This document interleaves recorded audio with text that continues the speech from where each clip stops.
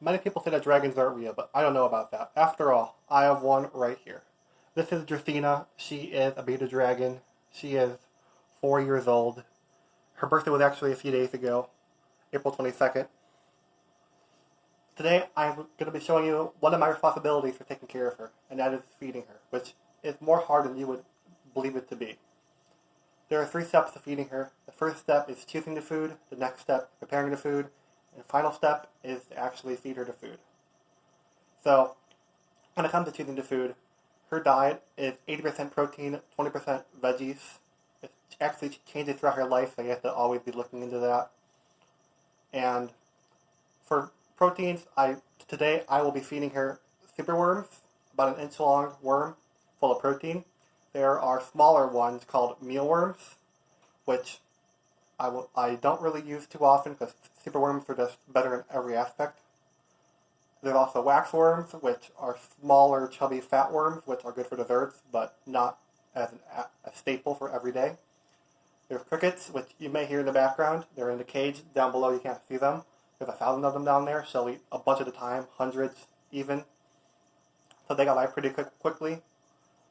There's also cockroaches, which she loves those, and I stopped feeding her them mainly because they're hard to find, and that's the last time I fed them to her, something bad happened, which I don't think they were the issue, but I still stopped it. I'll talk about that in a minute, in the next step.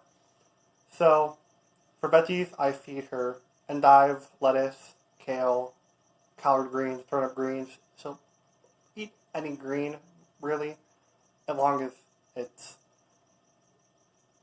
good for her in terms of vitamins and everything like that. So that's it for her food choices. But what you feed her is dependent on if her tail is hard, because that means if her tail is not stiff, that means she needs more calcium, more on that later, which means she needs protein. And if her skin is dull, that means she might need,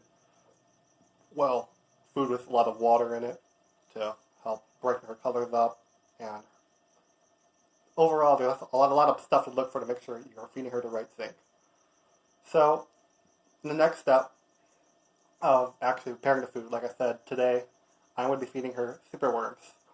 So this step is important because with the superworms, you have to actually give them a calcium supplement, and by give them, all you have to do is rub them in it and cook them into calcium powder.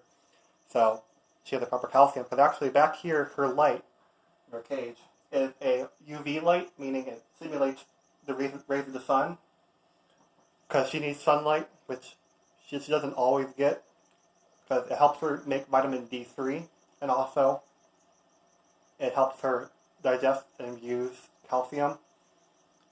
So, and calcium is important because it strengthens the bones just like in us. So that's why with her tail, if you can feel it, and if it's not tight, or it's not, you could say stiff, but if you squeeze it and it moves, she probably needs more calcium if you can feel something going in. So, calcium is really important. If she has a deficiency in it, she can get a disease, a pretty common and bad one.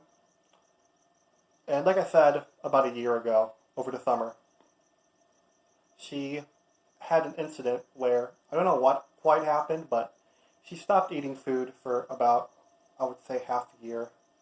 And she stopped moving and opening her eyes or doing anything. It was really scary.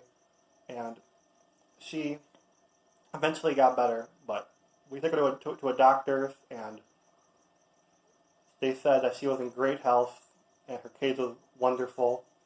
So we really had no idea what was wrong. She actually started gaining weight even though she didn't eat for over half a year, as well as drinking water or anything like that, which she still survived. She's fine. She's still a little skinny from that incident, but she's getting back up there due to the mass number of crickets she eats. So, like I said, I have to use calcium powder when I feed her, so I poured some in her food dish already. So, I also have tweezers, which she loves the tweezers. She'll chase these everywhere. She loves shiny objects. So, she loves to have these tweezers by her. She will chase them to the ends of the earth. So, when it comes to superworms, you have to fish one out. They're sort of hidden because they do have sawdust they hide in. eventually, here's one. Once you have one, she's already looking at it. So now comes the third step, feeding. So you first want to introduce it to her, which she'll look at it. And she made it eat it immediately, so you want to touch her with it. And she licked it, so she's already interested. She likes moving things, so she's getting, there we go. There we go. So she ate it.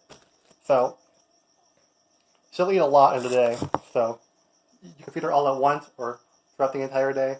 Either works. So that's one of the many responsibilities that a bearded dragon has.